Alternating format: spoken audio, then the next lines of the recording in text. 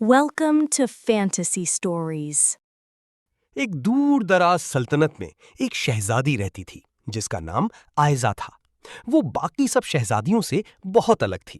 اسے قیمتی کپڑوں سے زیادہ درختوں کی چھاؤں پسند تھی۔ اسے محل کی محفلوں سے زیادہ باغ کے خاموش راستے اچھے لگتے تھے، اور اسے سب سے زیادہ سکون اس وقت ملتا تھا جب وہ محل کے پیچھے بہنے والی ننھی سی ندی کے کنارے بیٹھ کر پرندوں کو دیکھتی تھی۔ جب آئزہ بہت چھوٹی تھی تبھی محل کی آیا نے محسوس کر لیا تھا کہ اس بچی میں کچھ انوکھا ہے۔ ایک دن باغ میں کھیلتے ہوئے آئزہ اچانک ہنسنے لگی۔ آیا نے پوچھا، تم کیوں ہنس رہی ہو؟ تو آئزہ نے معصومیت سے کہا، یہ دونوں چڑیاں آپس میں جھگڑ رہی ہیں۔ ایک کہہ رہی ہے کہ یہ شاخ میری ہے اور دوسری کہہ رہی ہے کہ نہیں، یہ شاخ پہلے میں نے دیکھی تھی۔ آیا نے اسے بچوں کی بات سمجھ کر نظر انداز کر دیا، لیکن وقت کے ساتھ یہ بات صاف ہونے لگی کہ آئزہ صرف اندازہ نہیں لگاتی بلکہ واقعی جانوروں کی زبان سمجھ لیتی ہے۔ وہ ہر صبح محل کے کبوتر خانے کے پاس جاتی تو کبوتر اسے بتاتے کہ آج ہوا کس سمت سے آئے گی۔ ہرن اسے جنگل کے اندر کے راستوں کی خبر دیتے، گلہریاں اسے بتاتی کہ کس درخت کے اندر سانپ نے بسیرا کیا ہے، اور محل کی استبل کا بوڑھا گھوڑا اسے ہر نئے آنے والے شخص کے قدموں کی سچائی تک سنا دیتا۔ آئزہ نے یہ راز کسی سے نہیں کہا کیونکہ اسے ڈر تھا کہ لوگ اسے عجیب سمجھیں گے یا اس نعمت کو آزمائش بنا دیں گے۔ اس کی والدہ ملکہ بہت نرم دل تھیں۔ انہوں نے ایک بار محسوس کیا کہ آئزہ اکثر خاموش ہو کر کسی اندیکھی بات کو سنتی رہتی ہیں۔ ملکہ نے پیار سے پوچھا، بیٹی تم کن خیالوں میں کھو جاتی ہو؟ آئزہ نے ہچکچاتے ہوئے سچ بتا دیا کہ وہ جانوروں کی باتیں سمجھ سکتی ہیں۔ ملکہ پہلے تو حیران ہوئیں، پھر انہوں نے بیٹی کا ماتھا چوما اور کہا، ہر انوکھی نعمت کے ساتھ ایک ذمہ داری آتی ہے۔ اگر خدا نے تمہیں یہ صلاحیت دی ہے تو کسی نہ کسی بھلائی کے لیے دی ہے۔ آئزہ نے ماں کی بات دل میں بسا لی، مگر بادشاہ کو یہ راز نہ بتایا گیا کیونکہ بادشاہ سخت مزاج تھے۔ وہ ہر چیز کو عقل اور دلیل کے ترازو میں تولتے تھے۔ اگر انہیں پتہ چل جاتا تو شاید وہ پورے ملک میں اس کرشمے کا اعلان کر دیتے، اور پھر آئزہ کی زندگی سکون سے نہ گزر سکتی۔ کچھ برس گزر گئے تو سلطنت پر عجیب مصیبتیں آنے لگیں۔ پہلے محل کے اناج کے گوداموں میں چوہے بڑھ گئے، پھر دور کے کھیتوں میں فصل اچانک خراب ہونے لگی، پھر ندی کا پانی کم ہونے لگا۔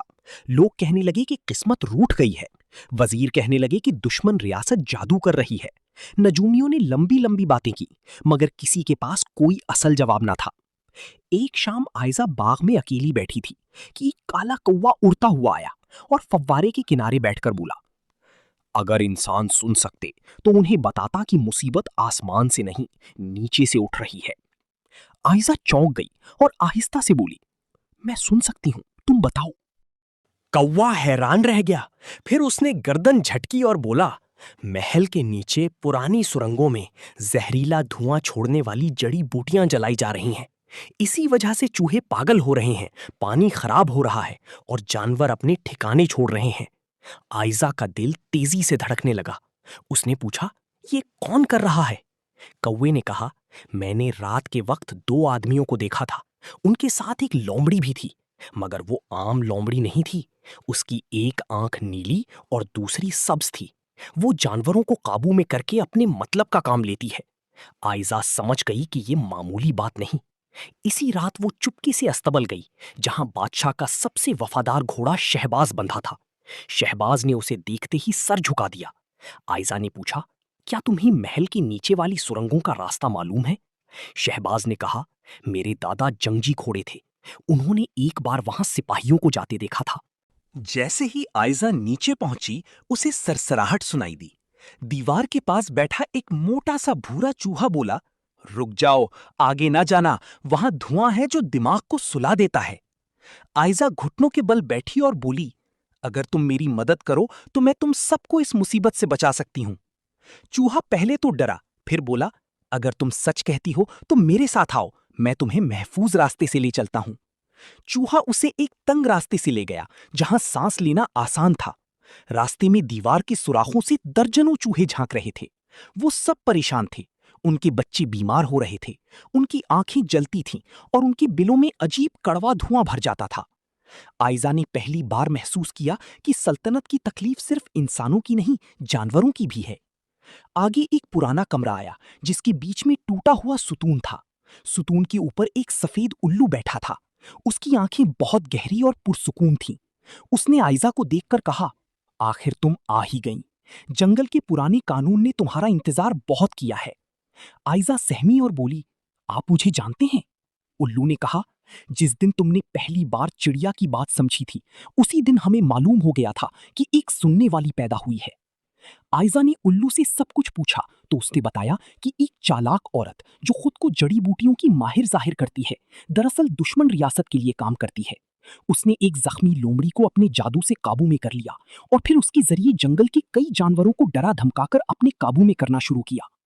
آئزہ نے پوچھا، میں اسے کیسے روک سکتی ہوں؟ الو نے کہا، اکیلی نہیں روک سکتی، تمہیں جانوروں اور انسانوں کے درمیان بھروسہ قائم کرنا ہوگا۔ پہلے لومڑی کو آزاد کرو۔ آئزہ آگے بڑھ گئی۔ کچھ دیر بعد وہ ایک بڑے گھر جیسا کمرہ میں پہنچی۔ وہاں دھندلے چراغ جل رہے تھے اور کونے میں مٹی کے برتنوں میں جڑی بوٹیاں سلگ رہی تھیں۔ قریب ہی زنجیر سے بندھی وہ لومڑی بیٹھی تھی جس کی ایک آنکھ نیلی اور دوسری سبز تھی۔ آئزہ نے نرمی سے کہا، میں تمہاری دشمن نہیں ہوں۔ لومڑی نے دھیرے سے کہا، اگر تم میری زبان سمجھ سکتی ہو تو مجھے یہاں سے نکالو۔ میرے گلے میں بندھا یہ تعویذ مجھے اس جادوگر عورت کا غلام بنائے ہوئے ہے۔ آئزہ نے دیکھا کہ لومڑی کے گلے میں کانٹوں کی تار میں بندھا ایک سیاہ پتھر لٹک رہا ہے۔ تبھی 3 چمگادڑیں اڑتی ہوئی آئیں اور بولیں، جلدی کرو، وہ عورت واپس آنے والی ہے۔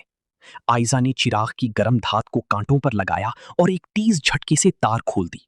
جیسے ہی تعویذ زمین پر گرا، لومڑی نے گہری سانس لی اور اس کی آنکھوں کی وحشت کم ہونے لگی۔ لومڑی نے فوراً برتنوں کو الٹ دیا اور زہریلا دھواں بجھنے لگا۔ پھر اس نے کہا، اس عورت کے ثبوت پتھر کے صندوق میں ہیں۔ آئزہ نے صندوق کھولا۔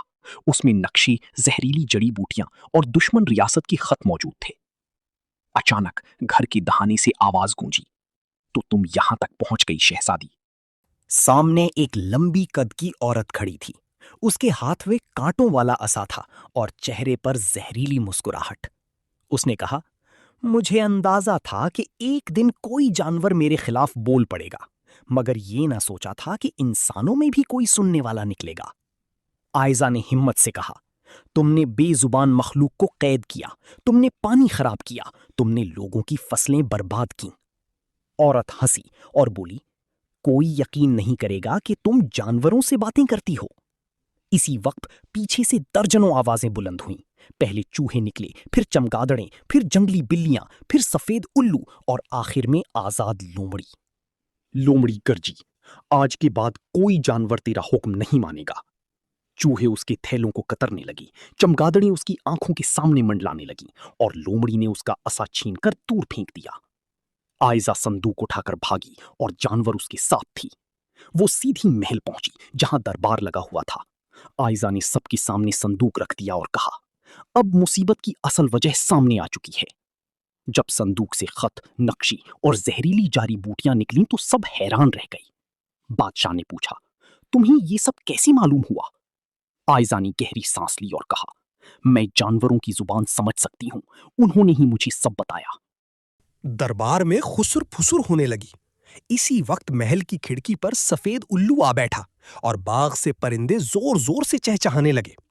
بادشاہ کچھ دیر خاموش رہا، پھر بولا، اگر یہ نعمت جھوٹ ہوتی تو ہماری سلطنت تباہ ہو چکی ہوتی۔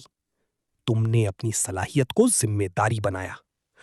اس دن کے بعد سلطنت بدل گئی۔ زہریلی جڑی بوٹیاں جلا دی گئیں، پانی کے چشمے صاف کیے گئے، جانوروں کے لیے جنگل کے حصے محفوظ قرار دیے گئے۔ ایزا نے محل کے ایک حصے کو جانوروں کی شفا گاہ بنا دیا، جہاں زخمی پرندوں اور کمزور ہرنوں کا علاج ہوتا تھا۔ آزاد ہوئی لومڑی اکثر رات کو باغ کے کنارے آتی اور خاموشی سے بیٹھ جاتی۔ سفید الو محل کے مینار پر بیٹھ کر جنگل کی خبریں دیتا۔ کچھ عرصے بعد آس پاس کی ریاستوں میں ایزا کی دانش مندی کے چرچے ہونے لگے۔ لوگ کہتے تھے کہ وہ ایسی شہزادی ہے جو صرف انسانوں کی نہیں، زمین کی بھی بات سنتی ہے۔ اور یوں ایزا نے سب کو یہ سکھا دیا کہ جو دل سے سنتا ہے وہی دنیا کو بدل سکتا ہے، کیونکہ طاقت صرف تخت میں نہیں ہوتی، طاقت رحم میں ہوتی ہے، بھروسے میں ہوتی ہے، اور کبھی کبھی ایک پوری سلطنت کو بچانے کے لیے بس ایک ایسے دل کی ضرورت ہوتی ہے جو بے زبانوں کی زبان سمجھ سکے۔